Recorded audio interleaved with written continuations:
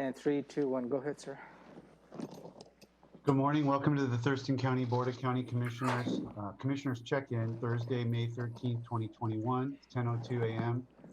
My name is Ty Menzer, Chair of the Board. We have Vice Chair Commissioner Gary Edwards and Commissioner Carolina Mejia, County Manager Mira Chavez, and Assistant County Manager Robin Campbell, and 3 members of our budget team. The public can follow along on our county YouTube channel or through our conference line 360-252-9020. The PIN is 1234. We are slotted to be here till 11:30. And the first item is a sort of follow-up from yesterday's lengthy budget discussion. We left at least one kind of major item for follow-up today. So I'll start with that, and I guess I'll go to Robin, our Assistant County Manager. Thank you, Commissioner. The last item left from yesterday afternoon is the board's decision on how the response to the Blake decision. And I had an opportunity to put the numbers that the board has done a preliminary approval on all the other decisions into the forecast model, and you have the updated model. We printed that document and you should have it now. I'll go ahead and share my screen.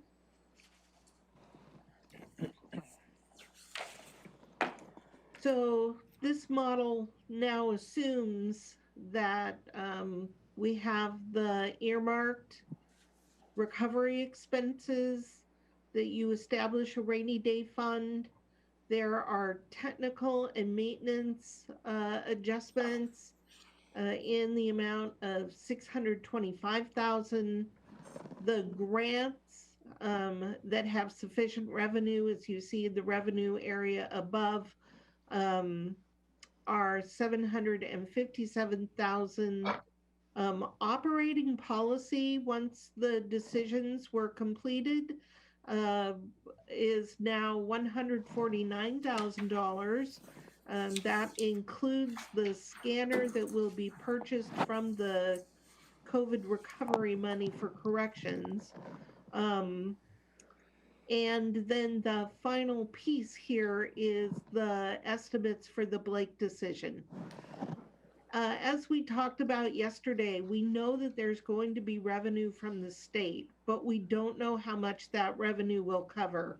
So for simply the purpose of this budget amendment, we are estimating that we'll receive half of our estimated cost of Blake in revenue from the state in each of the years, because it's going to take about 2.5 years to work through the caseload created by Blake.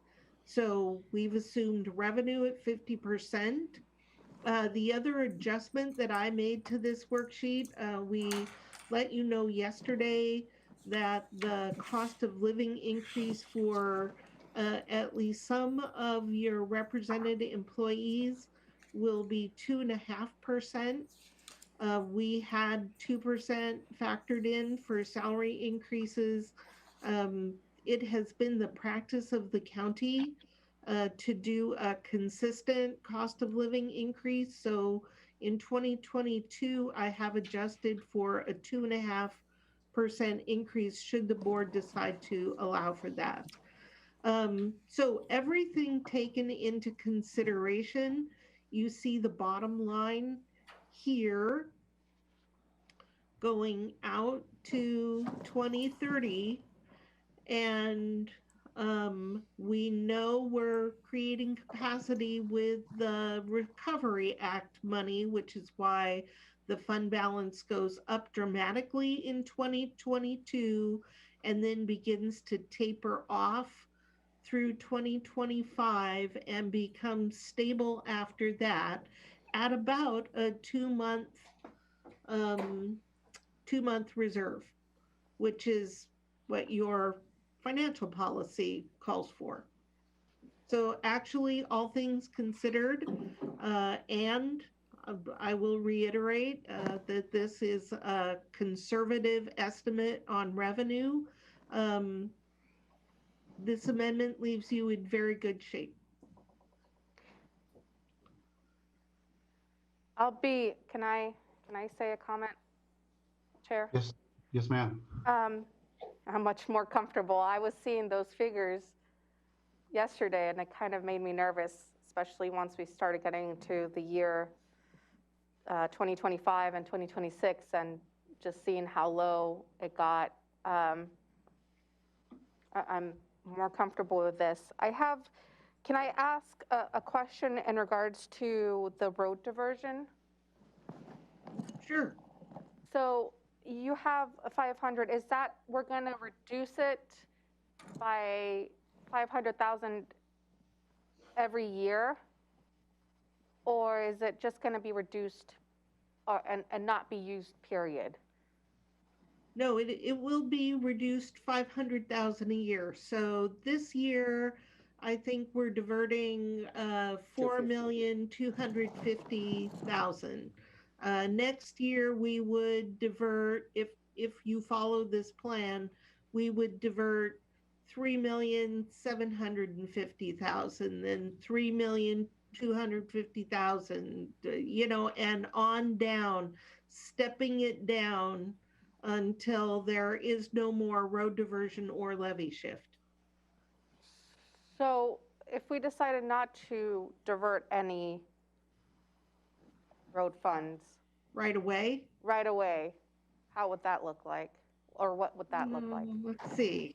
What did I say? 420? 4 million. 4250. Yeah, 250. I need to get close. Didn't we already take a chunk out of there? That's a total amount we started with, 3.5 plus 1.25, right? We were up to 4.5, I believe. Oh, okay. But I'll double check this number. But let's plug that in for now. If you take it all now, what you don't have is I need to, no, that adjusts. You don't have the benefit of stepping down over time. So we need that revenue to support the future years, or else my model's doing something odd. I can't do that on the fly. Okay, so those are not the correct figures on there, or something? Yeah, I just, it's not wise to take it all at once. And I would say that just for Commissioner Mejia's benefit, we actually committed to $250,000 per year down. So this Robin's proposal here doubles the commitment that was made by the previous board in terms of the aggressiveness of the step down, which is why I was happy to see that, because I think this model shows we can afford to do that. Just, could I comment? Yes, County Manager. I believe the conversation was the road levy shift to bring it down to a zero, but I don't think the conversation was to bring the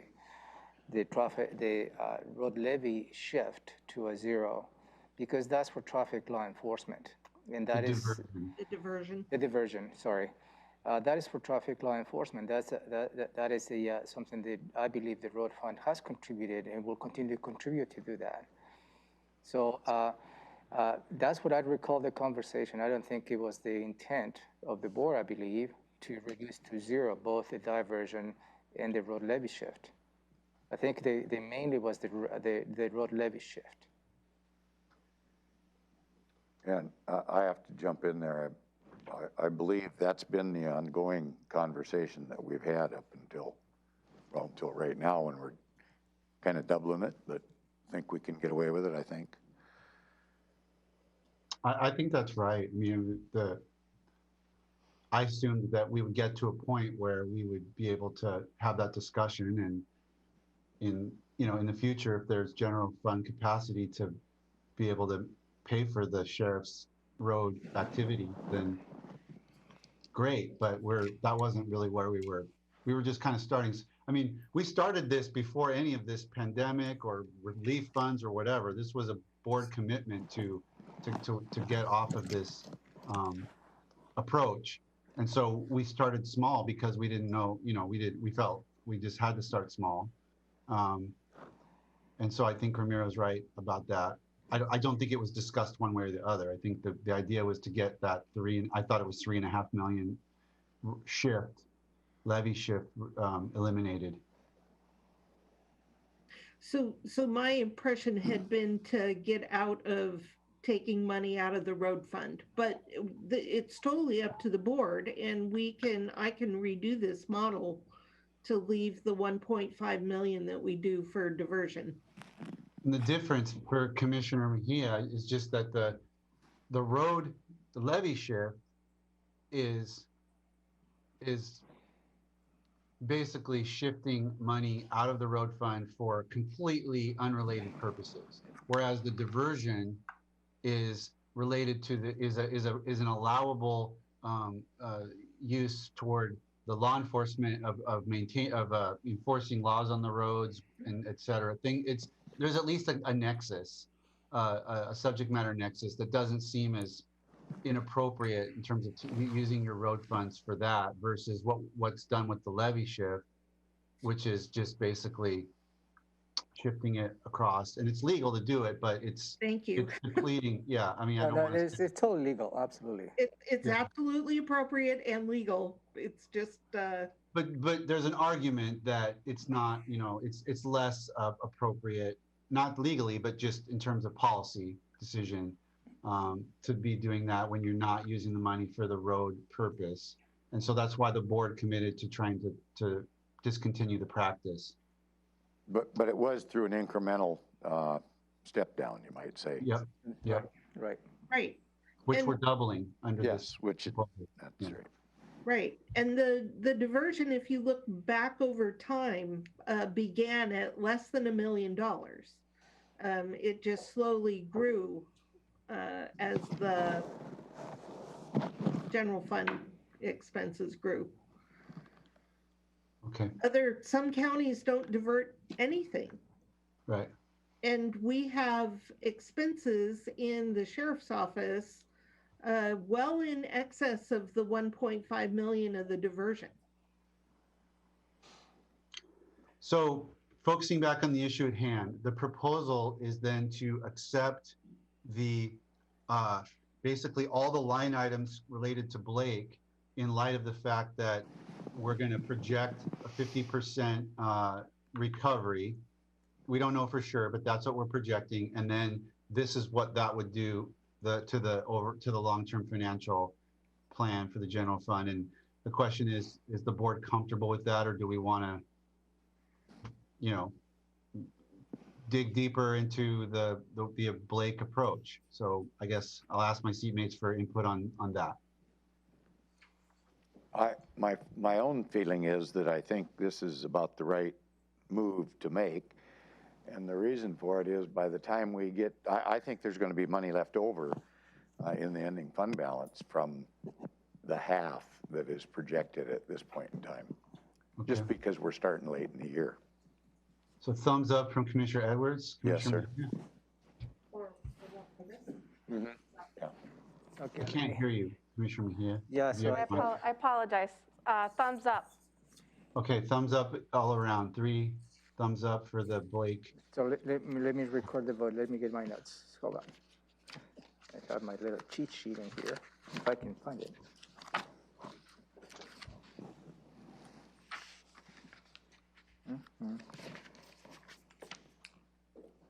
Do we know when we're going to get that money from the state?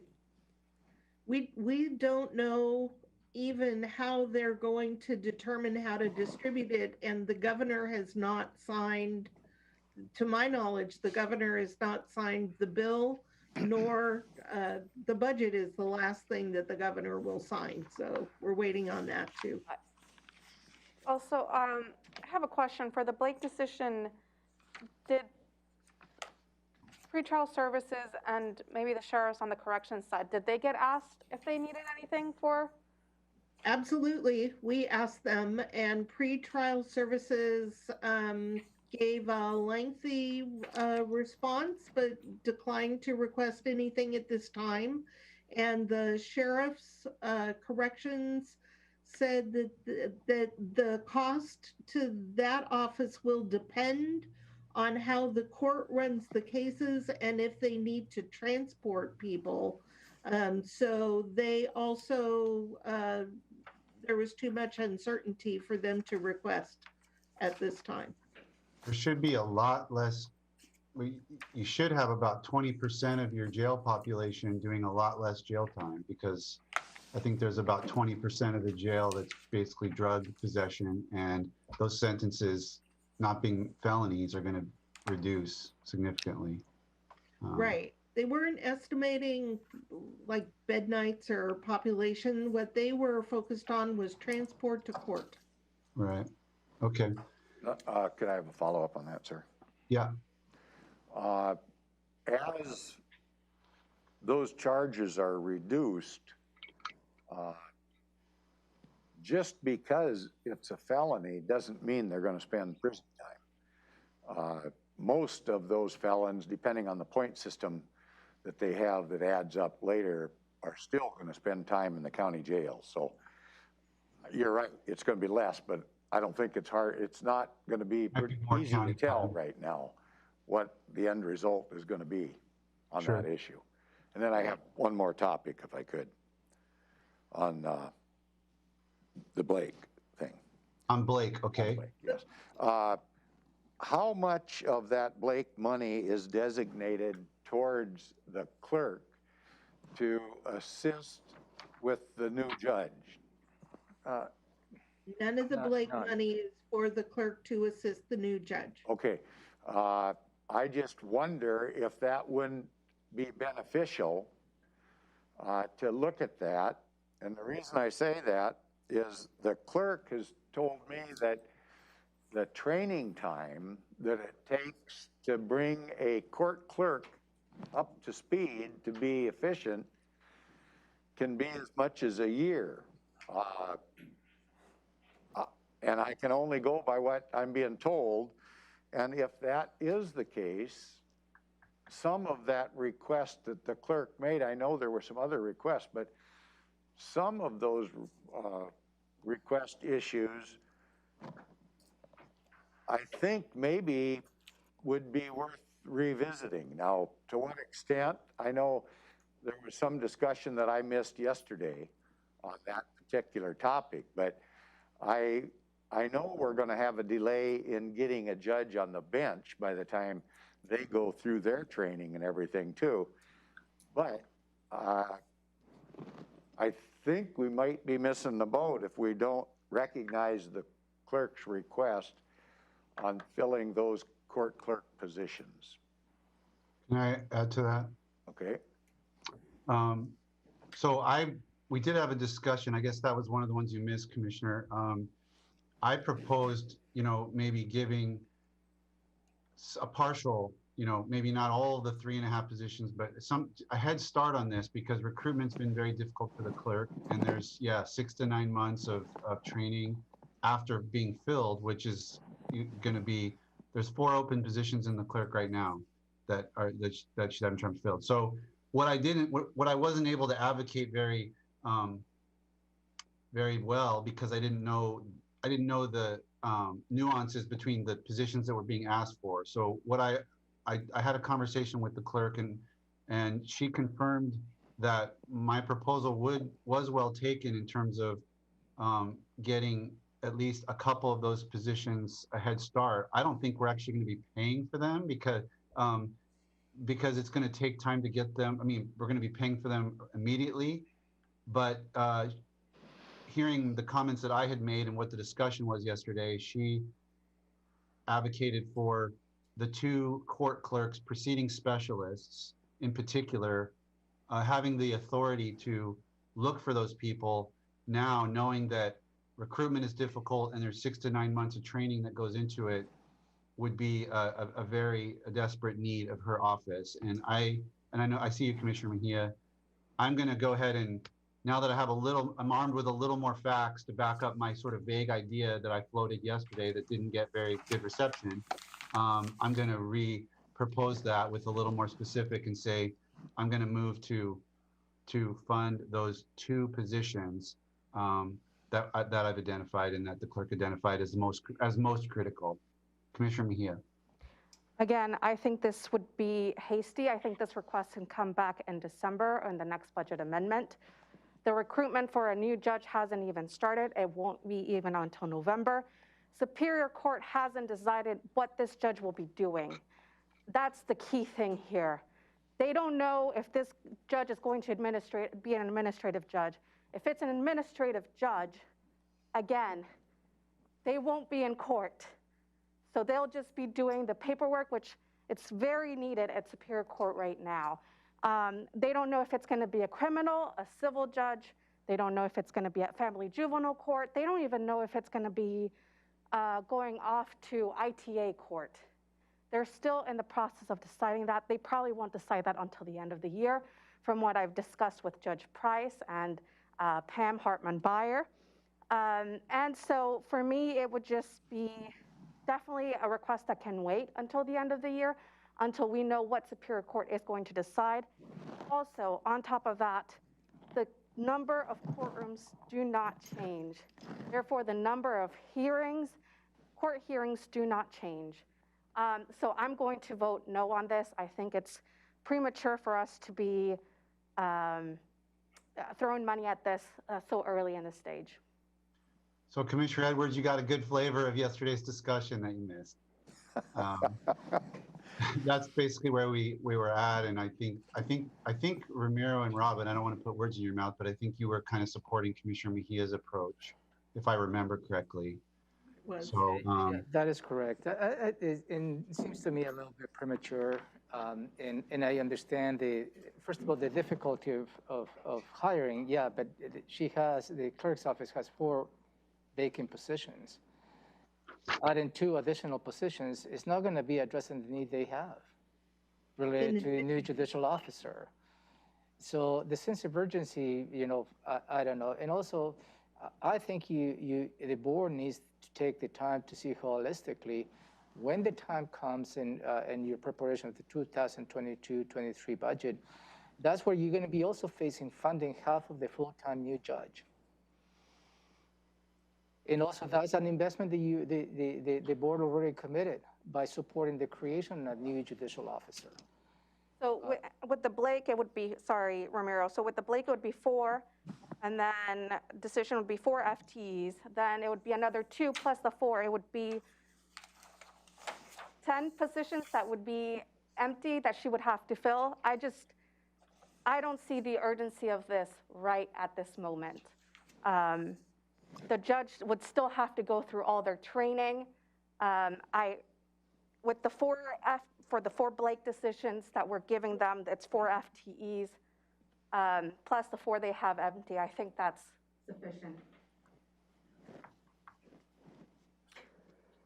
Comment? Commissioner Edwards, go ahead. I've been hearing about the need for this judge and consequently additional positions to back that judge up. I don't know, for the last 5 years anyway. And it's kind of been an ongoing discussion for quite some time. So if the clerk has vacant positions, could the clerk use the money that is available in those vacant positions to go ahead and hire that court clerk position or positions or position as she sees fit to try and be prepared for when this does happen? Because even though the legislature put it through at our request, it's going to be a while, as Commissioner Mejia points out, before we get that judge on staff. I just want to make sure that we at least have someone trained to support the judge, and I do not know the breakdown of what new position Superior Court decides is what they're going to put this new judge into, what those needs are myself. So I don't know, maybe to split the difference or something, give her the one position to see if she can't at least be closer to being prepared, because hiring people seems to be a real problem, not only here, but all around the state right now. So she's telling me she's not been able to have interviews because she can't get adequate applicants. I don't know what the deal is there. Do you know anything about that, Chair, and you're wearing your other hat as a lawyer? Well, not really. I mean, I've heard it from the clerk, but is your proposal then to modify my suggestion and do one position instead of two? Yeah, I guess you're putting me right in the middle like Commissioner Mejia was yesterday several times. So I'll back you try up to on make that. both of you somewhat happy, and the clerk too. I'm just trying to help out. I want to see something done. We've kicked this around for a long period of time. I don't know if she's got vacancy money. Is that a legitimate expenditure to put it where she needs it? Or does it only go to the distinct position as assigned by the Board of County Commissioners authorization? I don't know the answer to that. So our county does not have unfunded positions. We purposefully fund all positions that are created. However, the clerk is free to take one of those positions if it's not the type of position that she needs, Reclassify it. and request to reclassify it and fill it as appropriate. But they need those positions. I mean, to me, Commissioner Mejia, like one of the forceful points that she made was that this this judge may not be the kind of regular court trial, Superior Court judge, might be a family judge, might be ITA, might be this. So that, to me, that's answered by, okay, so maybe, I don't know if different kinds of judges would need different capacity from the clerk. So that's why 1 versus 3.5, I think, is responsive to that. I can't imagine that any kind of judge that you add to the system isn't going to require the capacity of at least one additional clerk. That's 18% of what the request is, or whatever 1 out of, or 21%, whatever 1 over 3.5 equals. So that responds to that issue. And then the issue about vacancy, it's like, that's all the more reason to get this going. And if it's so hard to fill, we won't be paying for it. But it puts us in a better position to be prepared at the time we actually need. If it's a person we know, it's like, for me, it's analogous to the coroner. If it's the coroner's budget issue, if we know we're going to need the position and it's a matter of timing, then I don't want to get caught up in that. And the fact that it's hard to recruit is just all the more reason to get going. Go ahead, Commissioner Mejia.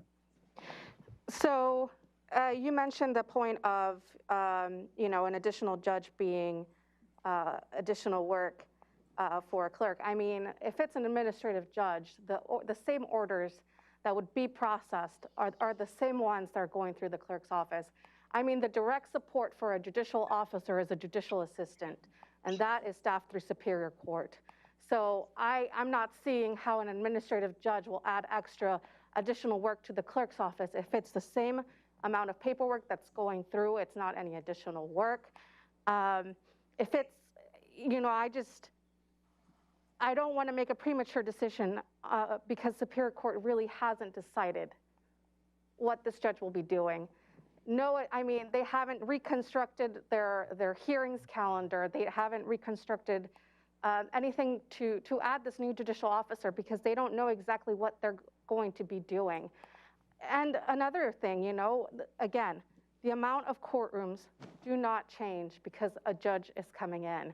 We still have the same amount of courtrooms that we've had this whole time that, and there's only you know, a clerk per courtroom. So I think we're acting prematurely. I think this request can wait till the end of the year. I'm very adamantly opposed to this. Robin, I saw your hand pop up. So I just wanted to add, Superior Court does intend to come and request judicial support positions with the 2022 budget. Right. And when were they coming forward, Robin? They'll come forward in the 2022 budget. So you will be Okay. debating this in the fall, Okay, Right. the whole thing. okay, Chair. can And I will throw this out there, a judicial assistant that is at direct support, that was my old job, does take more than a year to train because they are trained both in criminal, civil, family, juvenile court matters.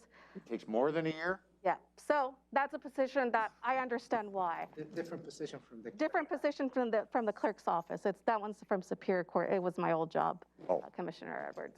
Okay. So I understand that. Like it's different trainings. I understand they have a long extended period of training, but again, I feel if, My, sorry, think- Robin. I apologize for interrupting, but my point is the Superior Court is waiting for a position that will absolutely be necessary. Can you, maybe Commissioner Mejia can explain the request, and I'm reading off the policy sheet that we were looking at. So the request talks about a request to hire 3 clerks, judicial proceeding specialists, open parenthesis, staff that attends hearings, file and certify documents in the office, and 1 judicial clerk support specialist. So let's just focus on the proceeding specialist.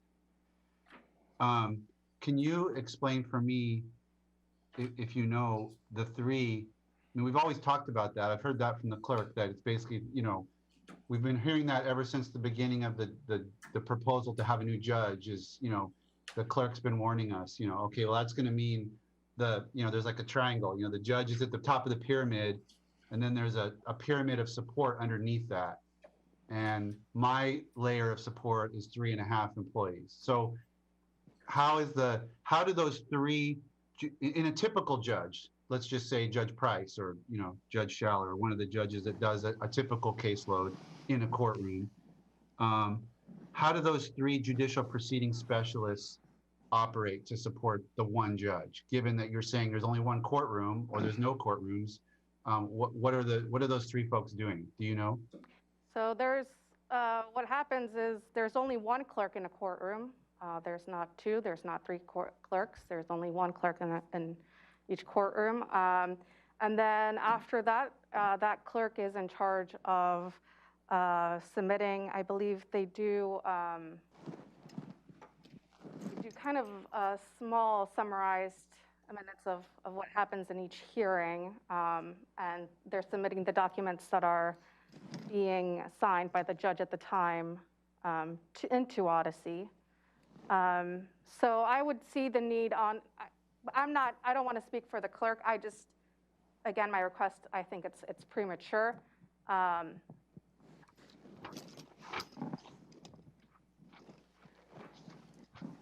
But there's only 1 clerk who sits in the courtroom with a judicial officer.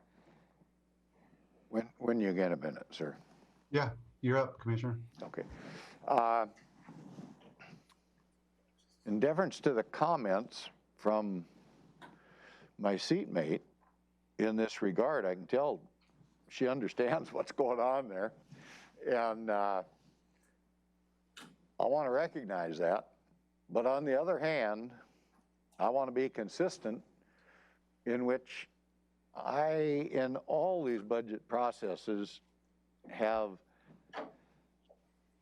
been willing to go with an elected position request, probably more so than others, because you've heard me say before that I think these folks are answerable to the public and they know what they need. So I guess I'm going to split the baby, I guess, if you will, and I'm going to go with Commissioner Menzer on one position. And if we don't fill that position, we don't spend the money. And so I don't know that it makes any difference. We're going to get a reversion at the end of the budget either way.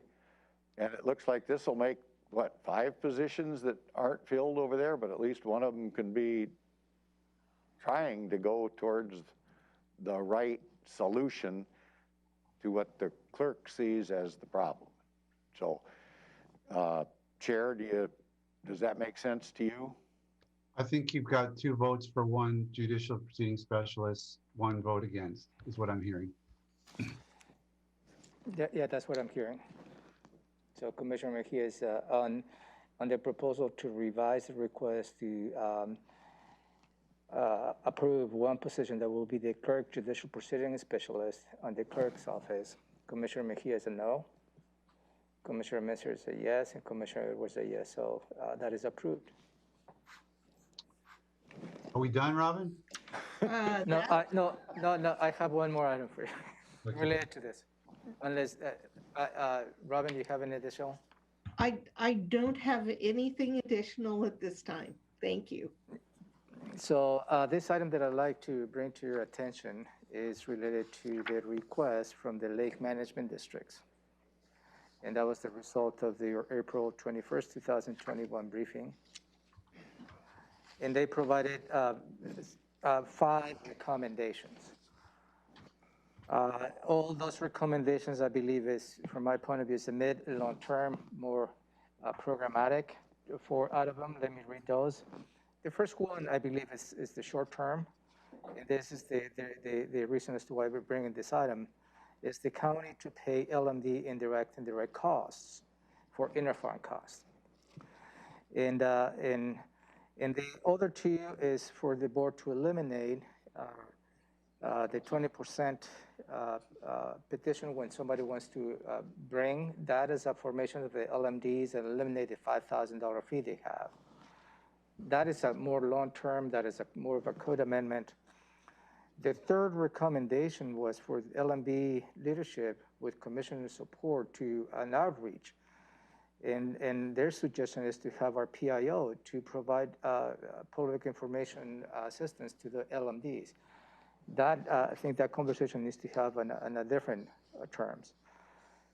And also have the LMD leadership, the aquatic resources specialists, start reaching out to other lakes so that, I believe there is also a more long-term conversation that you need to have. This is more programmatic, holistic. But the item that I'd like to bring to your attention is number 1, is whether you'd like to consider subsidizing both the Lake Management District and the Lone Lake to pay out of the general fund direct and indirect costs.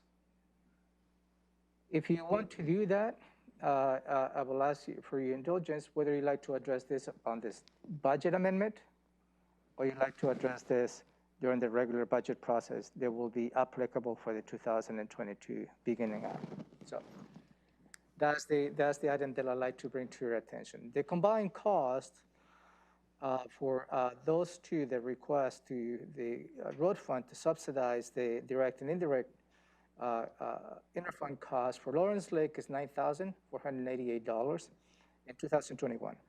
And for Lone Lake is $16,766. So a total impact to the general fund is $26,254. Are you prepared to accept comment, Chair? Is that it, Ramiro? Yes, sir. Go ahead, Commissioner Edwards, if you're ready. I just want to continue the discussion on this, that yesterday the Board of Health gave us a presentation on lake-type activities that they're involved in. And the toxicity of the lakes is a big health issue. And I really think that we need to help the lakes out, and I think that's a small amount to get them started. And when it comes to waiving the fee to create a lake management district, I think that is a big step in the right direction for other lakes to get them involved as well.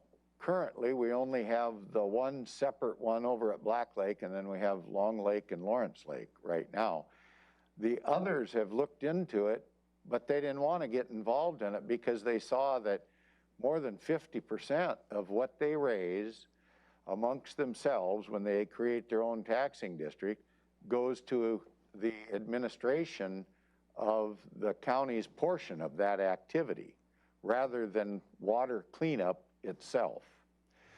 I think that the lake districts have made a real push on limiting the amount of chemicals they use to just address specific problems.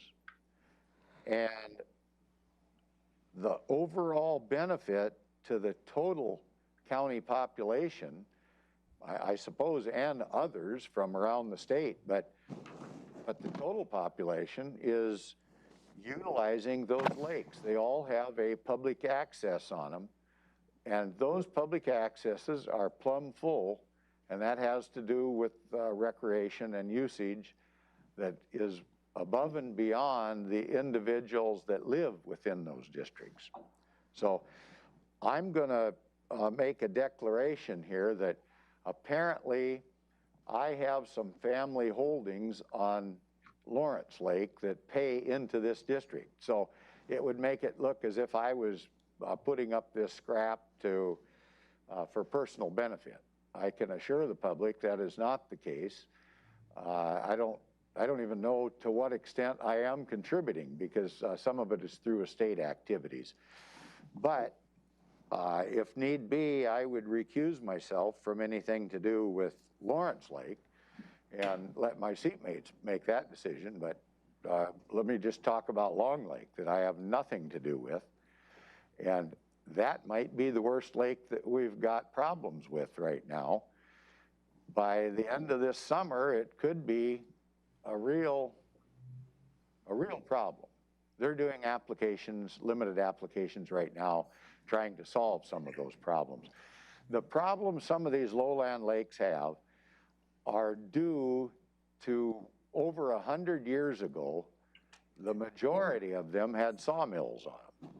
And that waste product from the sawmills that did not get burned in the process of creating energy to run steam plants, everything else was pushed out into those lakes, and it is a mess. It's organic buildup like you can't believe, and that causes the nutrient problem more than anything else. So a 10,000-year-old lake, say since the glaciers were here 10,000 years ago, is on these lowland lakes where this activity took place, they're really about 40,000 years old because of all the excessive nutrient put in. And I really think it behooves us, if we're really interested in good water quality and addressing water quality issues, to help out at whatever rate we can. And I think the rate as the amount as described by the county manager is very minimal for the potential benefit that the citizens of Thurston County might receive.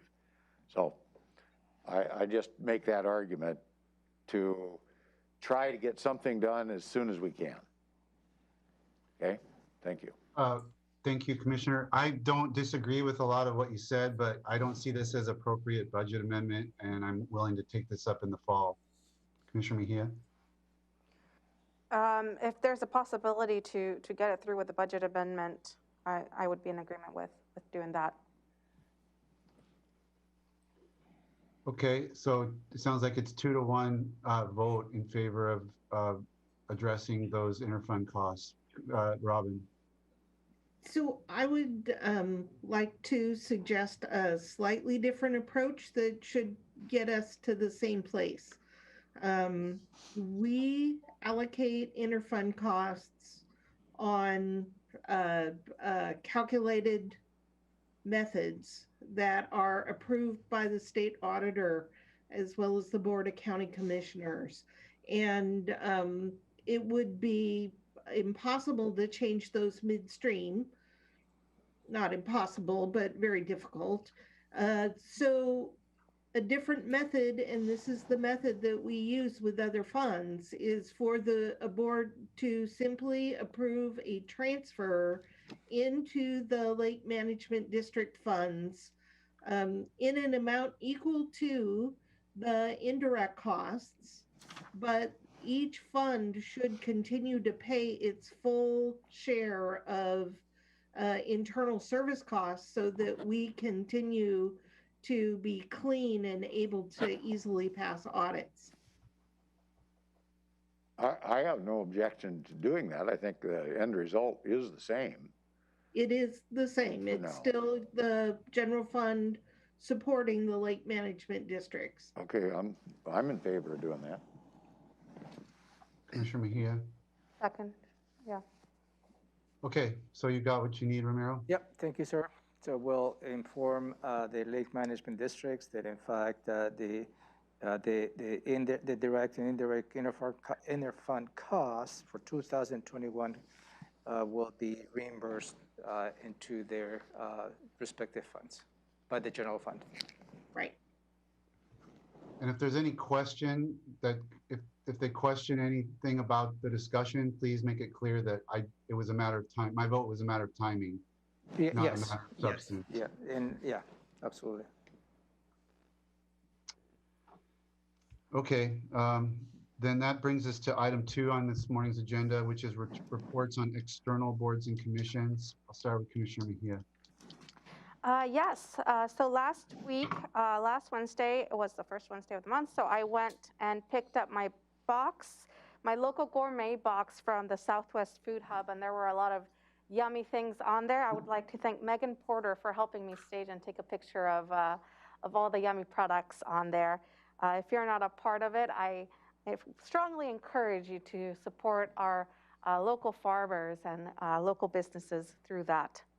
I went to the 3000 Pacific Building kickoff meeting with many elected officials and department heads, and we walked through the building, and that was, it was a very fruitful meeting. I also met with Dr. Karen Johnson, who's the director of the State Office of Equity, and in our conversation, I told her what we were doing here in the county, and how our action plan is going to be coming out in June.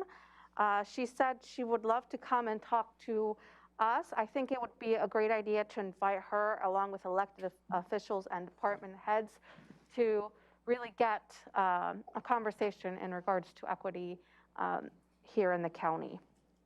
On Saturday, I went to a pop-up event for the Thurston County Coalition Against Trafficking. And I got a very nice mask. They were having their 5K race fundraiser, and I got a shirt and a mask. I didn't do the 5K, I will admit. But if interested, I believe they still have some masks available. And then on Saturday afternoon, I volunteered with our public health and social services at a vaccination event, and that was pretty eventful. I was a traffic coordinator. I was just making sure the line was going smoothly, but we had a total of 76 people go and get vaccinated. It was very, I was very glad to see that a lot of younger people are going to go get vaccinated. So hopefully the demand starts going up. Please get vaccinated if you have not. And on Monday, we had the RFP funding work group for the Regional Housing Council. It was a 4-hour-long meeting. It was very, very in-depth. I want to give a shout out to our staff, Nicole, Tom Webster, and Keely Marino for honestly just being rock stars. I only had to look through 15 applications, but there were a total of 69 applications submitted that they did, and it was just, they reviewed each one of them, and it was just incredible. So that's going to be presented at the meeting on for the Regional Housing Council on May 26th. I had meetings in regards to the Transportation Policy Board and ORCA meetings yesterday, but there was nothing really of note to report. And tonight, Together is hosting a host homes program that I will be attending if anyone else would like to attend. I believe I sent out, Sarah sent out the invitation. That's all I have to report. Thank you, Commissioner. Commissioner Edwards. I think the only thing I'm going to focus on, and at this point, we all got the information from the Fair Board about what our options, what they presented as options, and we made a decision. I guess we're going with the 4-H fair, it sounds like to me. And I think they'll be happy about that. The South Sound Military Communities in Partnership meeting, the biggest thing about that I kept hearing over and over by different presenters on that was affordable housing and child care. And so I did not get into the affordable housing end of it at this time because we were kind of limited on what we could talk about. But I did mention to the South Sound military folks, because it was such a big issue, it's probably one of the bigger issues that was talked about today, was the child care. So the county manager will probably receive some requests from Bill, that is the coordinator up there, Amundsen, about our change in legislative activity late last year, making it easier for child care facilities to be placed within close proximity of where people are living, to kind of enhance the ability to access child care. And that was of interest to those folks. And so I'll just let that go. That's the main topic of the week's activity, I think, is we're going to hear more about that. It's a very big issue for young military families. So that's it. Okay. Well, I'll report on two activities. Last week I was hit the road and went to Spokane for the Washington State Association of Counties Board of Directors meeting and strategic planning session. So we had basically 2 half days of board meetings and then 2 half days of strategic planning. So basically an evening, a full day, and then a morning. So chowed up a good portion of last week. The most significant thing is probably that the Board of Directors accepted the recommendation of the Legislative Steering Committee and the Legal Subcommittee and is moving forward on the litigation regarding state funding of public defense. And it really relates, the lawyers characterized, there was a case, I don't have the name handy, but there was a case last year that kind of created a legal roadmap to how we could be successful in this litigation. And it relates to showing that the way the state is going about funding, it's kind of like McCleary almost, the way the state's going about funding public defense is creating disparities and not allowing certain counties to adequately meet their constitutional duties to provide adequate defense. Because we have limited and unstable funding sources for county government, and we're not getting hardly any support with respect to public defense, but it's a constitutional duty and it's a state duty that's made clear by a previous case decision. So there is a roadmap there, and we may be called upon to provide some information and data to put that case together, but the Board of Directors, based on the recommendation of Council and the Legal Subcommittee, agreed to move forward. So that'll be interesting. The second thing I wanted to report on was a meeting that the county manager and I attended with Josh Cummings, Jennifer Davis, Brad Thompson from U.S. Fish and Wildlife, Curtis Tanner from U.S. Fish and Wildlife, and 2 representatives from Center for Natural Lands Management. Josh, I think, kind of put it all together, calling it the Mazama Meadows Summit or something like that. And it was really just to kind of make sure everybody's on the same page about where we are with our HCP, our Mazama Meadows project. And I had sort of heard all of this, so there wasn't necessarily anything new from my perspective, but the Mazama Meadows issue, and Ramiro can fill in gaps if I leave a gap, it would really boil down to, the last I had heard was that some federal guidance was on U.S. Fish and Wildlife's plate, and they were sort of trying to figure it out. So the update was that they've gone through that. There's nothing that's coming from the federal solicitor that prohibits them to move forward. And Brad Thompson believes there is a path forward. He just needs to work with some of their stakeholders to kind of get agreement to this sort of unusual arrangement. Apparently there's a somewhat unusual character of the arrangement on Mazama Meadows that CNLM will basically wear 2 hats that are usually separate. But in this case, they would be providing the bank, mitigation bank, as well as managing the financial pieces. And that's not a problem necessarily, but it's slightly unusual, and it's taking a little extra time for approval. And that's been frustrating because it's been, it took like 3 years to get to the point where we figured out what the problem was. But sounds like we're on track. It's probably not going to get approved until later this year. So Mazama Meadows might not get approved any faster than the HCP itself. We're not sure. And I know that we would have liked to have had advance approval of that. That may or may not happen, but it sounds like at least everybody's communicating and everybody believes that we're going to get to the finish line. Ramiro, does that capture the discussion? Well stated, sir. Okay. So that's about it in terms of things of report. I had a lot meeting, nothing really of note there. And so with that, we can move to item 3 today, which is just random commissioner items, if any. We've got about a half an hour left if we need it. Commissioner Mejia, anything? I have no commissioner items today. Commissioner Edwards? I'm curious. I believe the county manager mentioned something to me about a solution towards this, and maybe it's coming.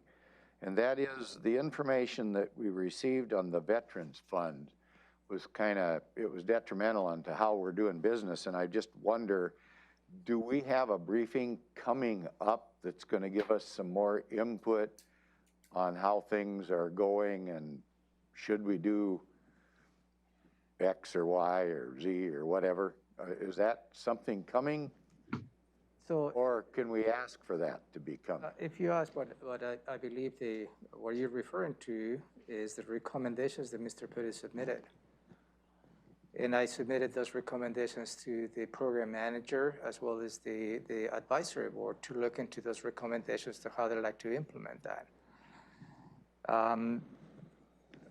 Help me understand if you want a briefing, help me understand what you would like to see in that briefing.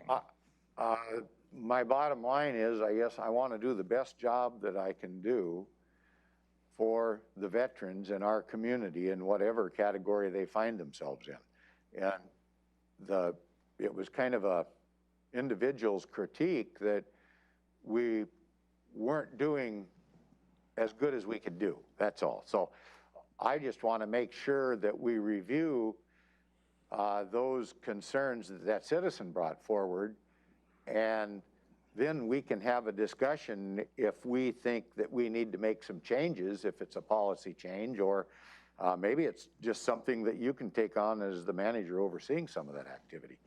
I'm not trying to recommend a particular solution at this time because I want to make sure we identify any problems first. So, and that's what I did. I sent those recommendations, what I call the experts, for the advisory committee to look into those recommendations and see what else we can do. And that was one of the findings of the internal auditor, is there is an opportunity to enhance the programs. and we'll continue to look for ways to do that. So I personally not necessarily, I will obviously oversee that, but the commitment to send those recommendations to the experts, I think we need to give them some time to absorb all those recommendations. They provide recommendations as to how they see as an opportunity to enhance the programs that we provide to our veterans. Okay, so at a future date, maybe in a few weeks or something, we might hear something back. I just don't want to drop the issue. If there's merit to some of those concerns that we need to address, I want to make sure that we address them. So, yeah, we're not dropping the issue, Commissioners. As stated, I submitted those recommendations to the program manager as well as the advisor committee. Okay, that was kind of my issue for the day, was to make sure that we at least addressed those veterans' issues that were brought to our attention.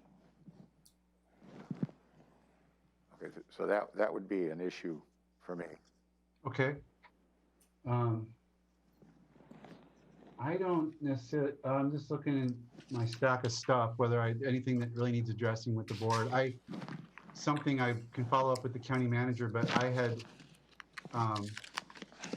in a follow-up to our boards and commissions, I had raised the issue of the housing authority, and yeah, we're working on that, and we're Okay. going to schedule a follow-up briefing to circle back and other comments that we received as a result of that. Hopefully in that briefing also we'll present to you this handbook that we're working on. So it's going to be another holistic briefing coming up, sir. Okay, very good. Just making sure we were tracking there. I don't have anything else, I guess, so I do have another issue. I just didn't want to hog the platform. go for it. And maybe this is premature at this point, because I think we're getting some kind of a review about costs and permits and fees and that type of thing coming out of planning coming up here pretty quick. But along with that, I would still like to explore the possibility of a third-party planner that could do something, especially for these larger projects, working with our people. Because if we take some of these larger projects, and I'll just use this Beaver Creek thing down there as an example, that is a substantial economic development driver. And I really don't understand if our staff is so busy that they can only do 4 of the 10 issues or something that we've got on the to-do list for them, why we couldn't have, I'm going to refer to it as a third-party planner. I don't know if that's the right technical term or not, but I know other jurisdictions do it, and I don't know why we can't do it if our own staff is not able to do it. So that's my request for conversation on that. Maybe the county manager, we have a better time coming up in which we're going to have some review. I have been working with Josh to bring this proposal to a larger conversation. So let me see when that briefing is scheduled to come up for discussion. Okay. Okay. That was my 2 issues for the day, sir. Okay, appreciate that, Commissioner. Anything more, Commissioner Mejia, before we adjourn? No, sir. Okay, thank you. We'll be back at we will be back at 11:30 for our agriculture briefing. Yes, thank you, sir. We're adjourned for now.